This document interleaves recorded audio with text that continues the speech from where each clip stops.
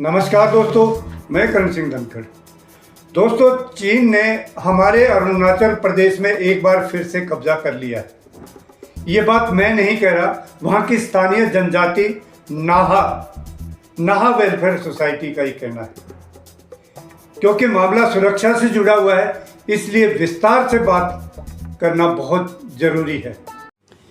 एक खबर निकल कर आ रही है कि अरुणाचल प्रदेश के अंदर चीन ने एक बार फिर से कब्जा कर लिया है। ये सवाल हम नहीं बल्कि खुद अरुणाचल प्रदेश की स्थानीय जनजाति उठा रही है और इस देश के प्रधानमंत्री को सनक चढ़ी है कि दुनिया का कोई कोना बच न जाए जहां इनका दौरा ना हो।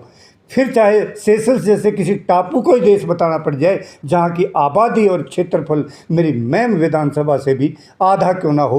लगे हुए हैं इस देश की गरीब जनता को और गरीब बनाने पर। जिस टापू की औकात 200 करोड़ की नहीं, उस टापू को 2000 करोड़ रुपए का माल देकर अपने लिए एक नकली मेडल खरीद कर ले आए। क्योंकि मामला देश की सुरक्षा से जुड़ा हुआ है, इसलिए इसे विस्तार से समझना बहुत ज़रूरी है। आइए समझते हैं। यह मामला अरुणाचल प्रदेश के ऊपरी सुबनसिरी जिले के टकिंग सेक्टर से सामने आया है। यहाँ रहने वाली नाहा जनजाति के लोगों ने चीनी पीपल्स लिबरेशन आर्मी यानी PLA पर बेहद गंभीर आरोप लगाए हैं। नाहा वेलफेयर सोसाइटी का दावा है कि चीनी सेना उनकी पुश्तैनी ज़मीनों पर धीरे धीरे कब्जा कर रही है। स्थानीय लोगों का आरोप है कि यह कोई 1-2 दिन की बात नहीं है। पिछले 6 सालों से, याद कीजिए, उस समय गलवान घाटी में हमारे ऊपर हमला हुआ था और हमारे 20 बहादुर जवान शहीद हुए थे। उसी दौरान से चीनी सेना ने भारतीय क्षेत्र में न केवल घुसपैठ की, वहाँ पक्की सड़कें, पुल और स्थायी मिलिट्री कैंप तक खड़े कर लिए हैं। और हमारी सेना, जिसके बाबर जनता पार्टी ने हाथ खोल रखे हैं, वो क्या मूक दर्शक बनी हुई है? ये सबसे बड़ा सवाल है। इस क्षेत्र की संवेदनशीलता को इससे भी समझा जा सकता है कि यहाँ के स्थानीय BJP बाबर जनता पार्टी के विधायक और वरिष्ठ नेता नाकप नालो, जो अरुणाचल प्रदेश सरकार में कई महत्वपूर्ण मंत्रालयों को संभाल चुके हैं, वो भी भारत चीन सीमा के रणनीतिक और संवेदनशील मुद्दों पर अपनी राय रखते हैं। वो भी इस मामले को उठा चुके हैं, लेकिन इनको तो मंदिर लूटने और सांसद विधायक खरीदने से ही फुर्सत नहीं है।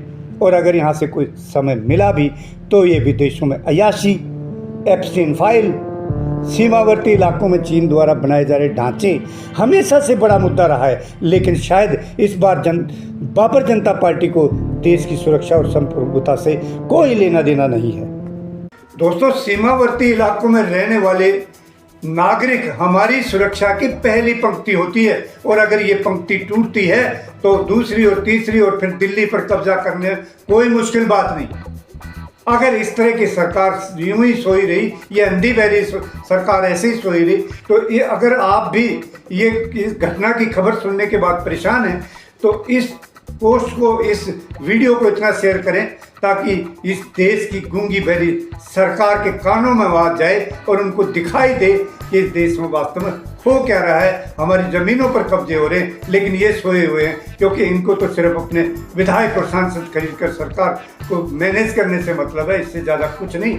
अगर आप सब भी मेरी इस बात से सहमत हैं तो ज़्यादा से ज़्यादा पोस्ट को शेयर करो, वीडियो को शेयर करो, लाइक करो, और जिन दोस्तों ने अभी तक चैनल को सब्सक्राइब नहीं किया है वो चैनल को सब्सक्राइब भी कर लें। इसी के साथ मैं लूँगा आपसे इजाज़त। जय हिंद साथियों, जय भारत, जय हिंदुस्तान, जय हरियाणा, जय किसान, जय जवान।